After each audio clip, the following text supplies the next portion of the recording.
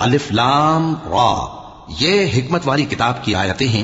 کیا لوگوں کو تعجب ہوا کہ ہم نے انہی میں سے ایک شخص کو حکم بھیجا کہ لوگوں کو ڈر سنا دو اور ایمان لانے والوں کو خوشخبری دے دو کہ ان کے پروردگار کے ہاں ان کا سچا درجہ ہے۔ ایسے شخص کی نسبت کافر کہتے ہیں کہ یہ تو کھلا جادوگر ہے۔ تمہارا پروردگار تو اللہ ہی ہے جس نے آسمان اور زمین 6 دن میں بنائے، پھر عرش پر جلوہ افروز ہوا۔ وہی ہر ایک کام کا انتظام کرتا ہے، کوئی اس کے پاس اس کی اجازت حاصل کیے بغیر کسی کی سفارش نہیں کر سکتا۔ یہی اللہ تمہارا پروردگار ہے، تو اسی کی عبادت کرو۔ بھلا تم غور کیوں نہیں کرتے؟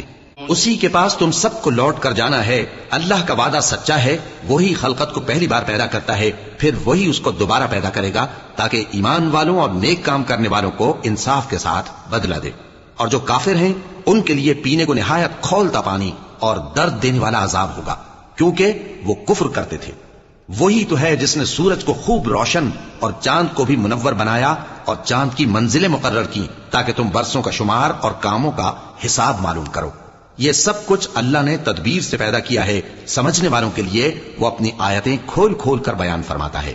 رات اور دن کے ایک دوسرے کے پیچھے آنے جانے میں اور جو چیزیں اللہ نے آسمان اور زمین میں پیدا کی ہیں سب میں ڈرنے والوں کے لیے نشانیاں ہیں۔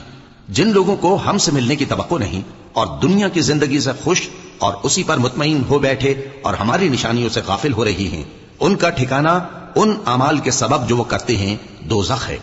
اور جو لوگ ایمان لائے اور نیک کام کرتے رہے ان کو ان کا پروردگار ان کے ایمان کی وجہ سے جنتوں میں پہنچا دے گا، ان کے نیچے نعمت کے باغوں میں نہریں بہ رہی ہوں گی۔